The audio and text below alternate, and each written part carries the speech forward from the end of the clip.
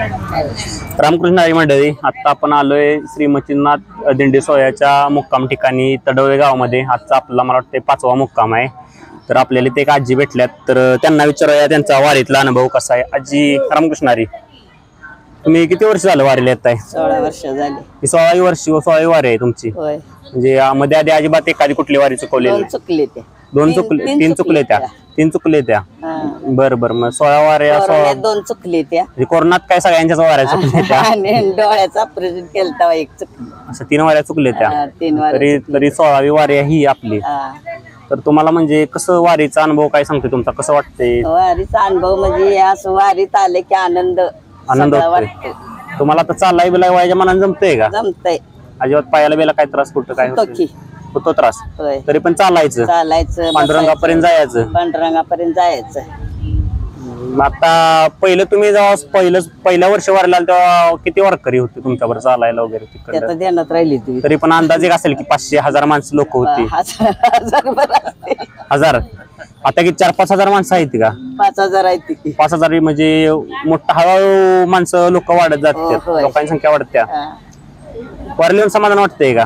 तुमची कुठं काय राहायची व्यवस्था आहे कशी होती? व्यवस्था संपूर्ण जिथं जाईल तिथं व्यवस्था होती. महिलांनी काय कुठं आंघोळ पाण्याला काय अडचण बिडचण कुठं? काय सुद्धा अडचण नाही. गरम पाणी 2-2 बारड्या मिळते. गरम पाणी मिळते आंघोळीला? म्हणजे अगदी घरातल्या व्यवस्था करतात? घरातल्यागत व्यवस्था घरातल्या कोण करत नाही. त्याच्यापेक्षा चांगली व्यवस्था इथं वारकरी चांगली व्यवस्था होती. म्हणजे वारकऱ्यांची चांगली सेवा होत्या जाईल त्या गावात. आणि गावातली लोक, गावात वातावरण कसं होतं? पालखी आता तुमच्या म्हणजे नातांची पालखी ज्या गावात जाईल त्या गावातलं वातावरण कसं होतं? लय भारी. एक नंबर. म्हणजे सगळे घरातले लोक आनंदाने सेवा करतात वारकऱ्यांची. म्हणजे नक्कीच त्यांना पण पुण्य लागणार तुमच्या वाट्याचं.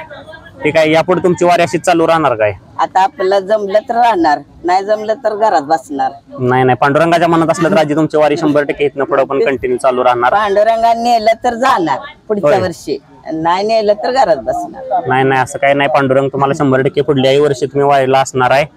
आणि पुढल्या वर्षी पण तुम्हाला वारीला पांडुरंगला भेटायला जायला लागणार आहे. चालते, ठीक आहे. धन्यवाद. आल्यापासून आनंदात आहे. सुख समाधान आहे. समाधान मला ह्यातच मिळतंय. घरात काही सुख समाधान मिळत नाही, इथंच मिळतंय सगळं. होय. तुम्ही गेल्यावर माघारी काही घरात थांबत नाही अजिबात? काय सुद्धा थटत नाही. पहिल्यांदा आले मी का नाही तर त्यावेळी मसदार देत नव्हती. पोरं म्हणजे जायची नाही. एका पोरानं सांगितलं 2000 रुपये घे आणि एक एसटीनं जा.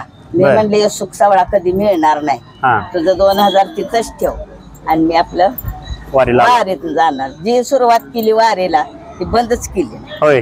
म्हणजे माघारी तुम्ही नसला तर काय अडचण येत नाही? काय सुद्धा अडचण नाही. बघणार तेव्हा बघणार बघतोय.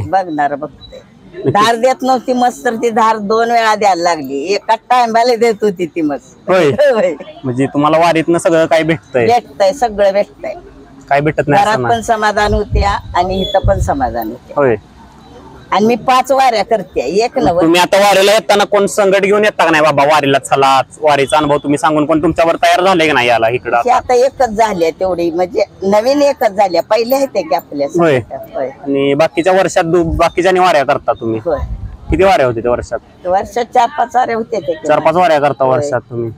आनंद भेटतोय तुम्हाला? त्याच आनंद आहे. घरात नाही आनंद. घरात नाही, बाहेरच आनंद मिळतो. ठीक आहे. अशीच तुमची वाडी चालू राहून दे, हीच पांडुरंगाची चरणी प्रार्थना.